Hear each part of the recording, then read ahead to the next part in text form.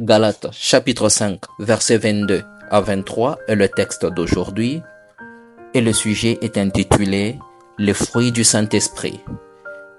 Chers frères et sœurs, mes bien-aimés, bonjour. Aujourd'hui, je viens devant vous avec un message important, un appel divin. Le fruit du Saint-Esprit doit être manifesté chaque jour dans la vie de chrétiens.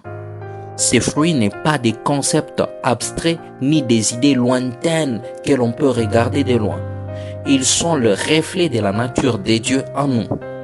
Il est là pour nous transformer, pour nous guider, vous voyez, pour illuminer le monde qui nous entoure. Voilà. Et maintenant, quel est le fruit du Saint-Esprit dont nous parlons? Je vous parle bien de l'amour, de la joie, de la paix, de la patience, de la bonté, de la gentillesse, de la fidélité, de la douceur et de la maîtrise de soi. Ces fruits n'est pas une suggestion que nous pouvons choisir d'ignorer. C'est un commandement divin. C'est une vertu que nous devons vivre chaque jour, dans chacune de nos actions et de nos pensées, que ce soit dans nos familles, au travail, à l'école ou même à la salle de sport. Nous ne pouvons pas le négliger. Nous ne pouvons pas l'ignorer. Nous devons incarner le fruit du Saint-Esprit car c'est un impératif de foi, une exigence de notre appel chrétien. Je vous l'ai dit, mes amis, l'absence de ce fruit a des conséquences dramatiques dans nos vies. Vous êtes des témoins. Combien de mariages ont été brisés à cause du manque de fruits du Saint-Esprit? Le manque de la patience, la maîtrise de soi, manque de fidélité, manque de bonté, manque de bienveillance, manque de douceur, manque de paix, manque de joie et même manque d'amour. Et vous êtes des témoins, comme je l'ai dit. Vous êtes des témoins. Vous verrez l'homme ou la femme se plaindre régulièrement. Quand mes frères viennent chez moi, madame ne sait pas prendre soin d'eux. Quand mes frères, tout ça. Et vous verrez aussi la femme de son côté en train de se dire, mais quand mes frères ou mes sœurs viennent chez moi, mon mari ne sait même pas leur payer de transport. Pendant qu'ils viennent de loin, ils viennent nous visiter. Tout ça, ça montre qu'il y a manque du fruit de l'Esprit Saint. Et par conséquent, ça ne va pas. Combien de relations sont brisées? Combien de gens ont perdu de bonnes opportunités? Combien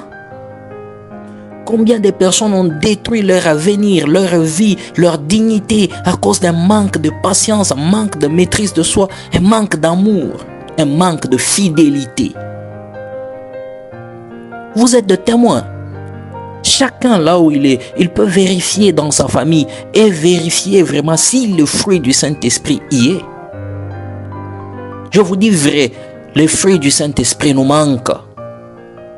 Et je vous assure, la vie est pleine de défis. Et quand ces fruits est absent, il laisse place à la colère, à la division et à la confusion. Combien de gens vivent dans des prisons intérieures de haine et d'amertume, sans paix dans leur cœur? Quand l'amour et la paix manquent, nous devenons comme de vagues battues par le vent, sans direction et sans espoir. Et très souvent, vérifiez par vous-même combien de familles sont divisées moralement, mentalement, spirituellement, à cause d'un manque du fruit de l'esprit. Je vous dis vrai. Je vous redis encore une fois. Aujourd'hui, il est temps de revendiquer le fruit du Saint-Esprit. Il est temps de laisser ce fruit remplir chaque recoin de nos cœurs et de nos vies. Nous devons le manifester pour que le monde puisse voir que Dieu vit en nous et qu'il transforme nos vies. C'est très important.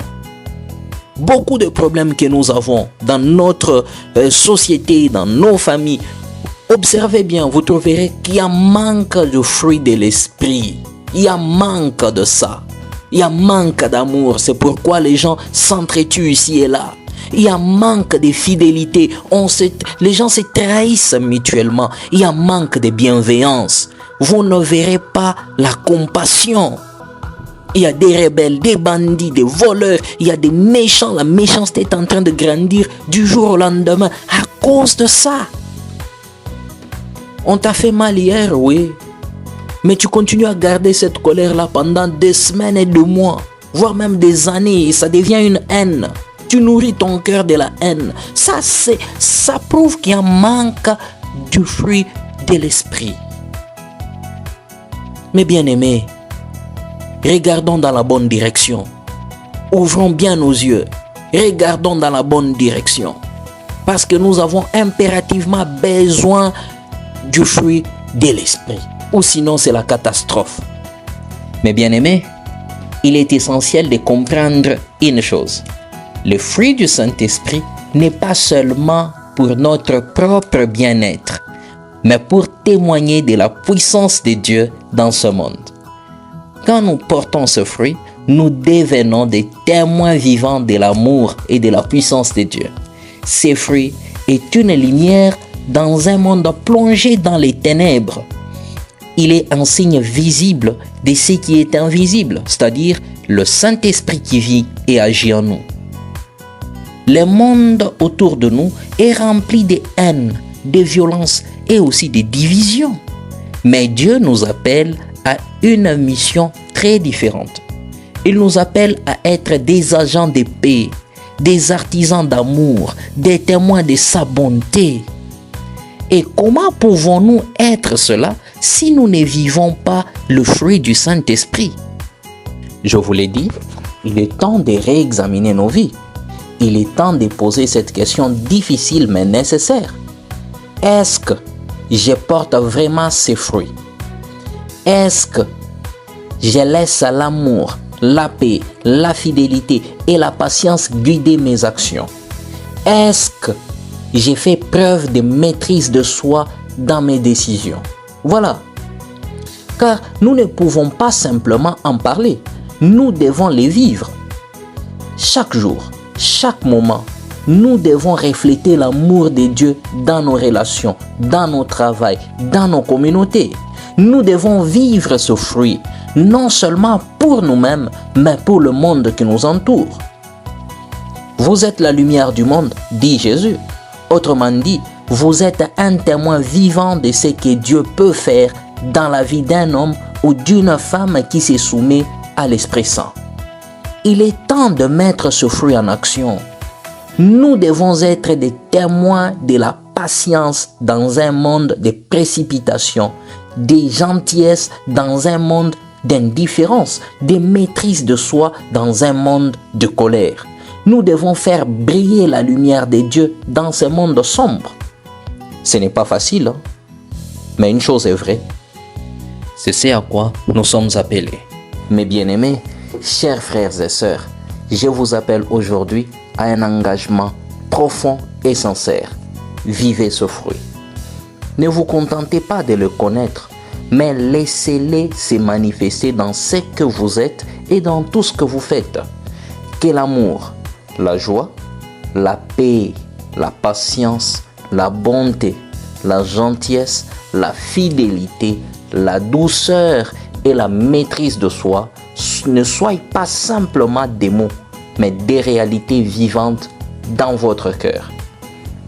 Que votre vie soit une illustration vivante de ce que Dieu peut faire en un homme ou une femme qui se laisse transformer par le Saint-Esprit.